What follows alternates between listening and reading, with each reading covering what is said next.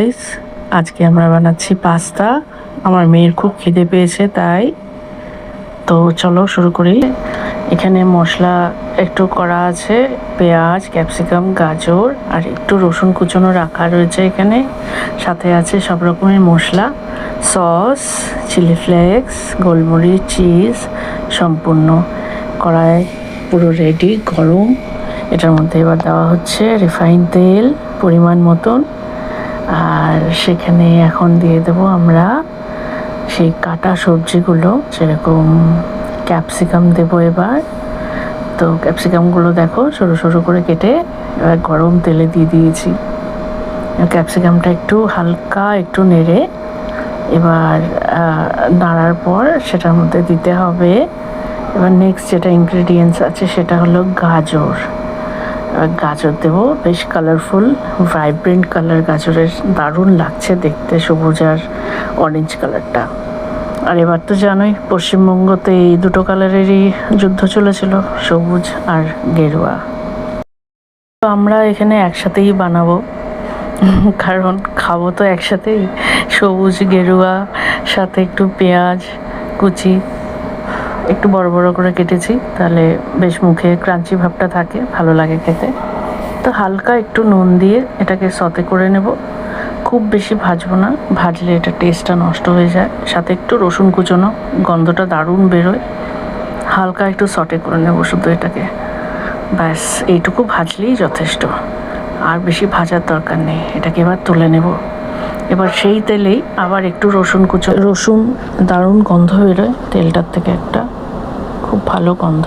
এটা একটু হালকা নেড়ে চেড়ে এবার এটাতে টমেটো পিউরি একটু মিক্স করে দেবো ভালো করে কড়াতে।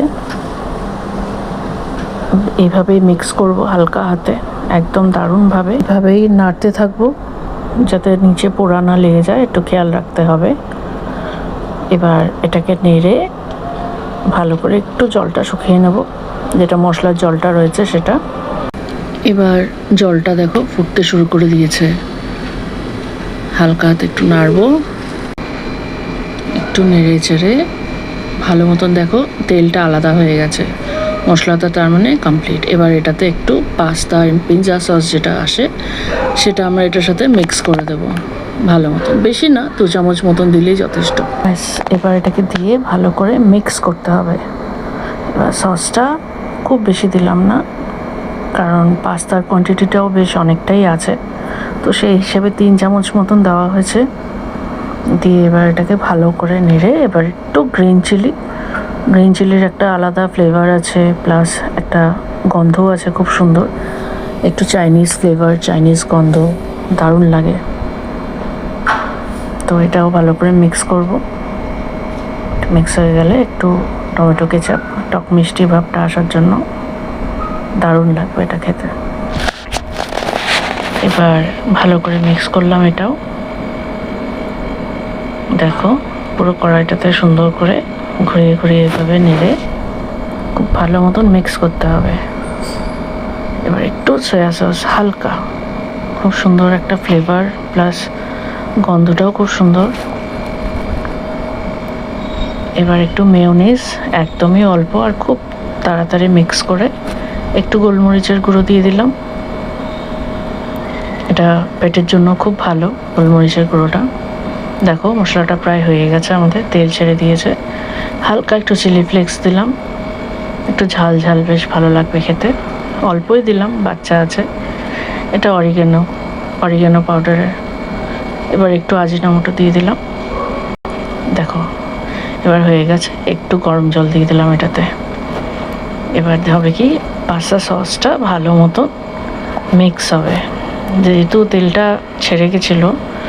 এবার একটু জল না দিলে মশলাটা এবার জ্বলে যেত, তাই হালকা একটু জল দিয়ে এটাকে ভালো করে নাড়িয়ে এবার সব সবজি ভাজাগুলো যেগুলো সতে করে করে রেখেছিলাম সেগুলো দিয়ে দিচ্ছি। তো একটু ক্রাঞ্চি ভাব আসবে, তাই খুব বেশি আমরা এটাতে সেদ্ধ করব না, হালকা একটু ফুটলেই আমরা এটাতে পাস্তাটা মিক্স করে দেবো। দারুণ হবে, ঘরোয়াভাবে এভাবে বানিয়ে দেখবে, বাচ্চারাও খেতে খুব ভালোবাসে। আর যেহেতু ঘরে বানানো তাই পেটের জন্য খুব একটা ক্ষতিকারক নয়। তবে সসগুলো পড়েছে কিন্তু সবই কম পরিমাণে। দেখো ফুটে উঠেছে। এবার পাস্তাটা মিক্স করে দিচ্ছি ভালো করে। ফুটলে পাস্তাটা দিয়ে, দেখো পাস্তাটা সেদ্ধ করে জল ঝরিয়ে রেখেছিলাম,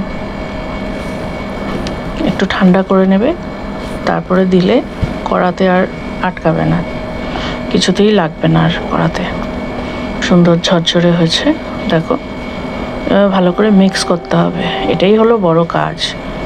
মশলাটা বানানো তো চট করে হয়ে যায়, বাট প্রত্যেকটা পাস্তার গায়ে যাতে মশলাটা লাগে সেটা খেয়াল রাখতে হবে। দেখো আমাদের অলমোস্ট ডান। একটু ক্রিমি স্ট্রাকচারটা এসছে ভালো, দেখতেও বেশ সুন্দর লাগছে। আর এটাতে হালকা একটু চিজ দিয়ে দিচ্ছি, তাহলে চিজটা যখন একটু মেল্ট হয়ে যাবে না, আরও ভালো লাগবে খেতে, খুব টেস্ট। আর দেখো তো লুকসটা কেমন হয়েছে। ঘরোয়া যেহেতু একটু মশলাটা কম, পাস্তার কোয়ান্টিটি অনুযায়ী ঠিকই আছে। এর থেকে বেশি মশলা হলে, যেটা আমরা বিয়েবাড়িতে সাধারণত মারোয়ারি বিয়েতে বিশেষ করে হাইটিতে খাই, সেটা হয়ে যায়। এবার আমার ছোটোর পালা, এবার খুব খুশি আজকেও পাস্তা পেয়ে। দেখো দারুণ এনজয় করছে, রাত্রেবেলা ডিনার করবে ও। এবার এই ডিনারেই এটা বানিয়ে দেওয়া হয়েছে। বাই।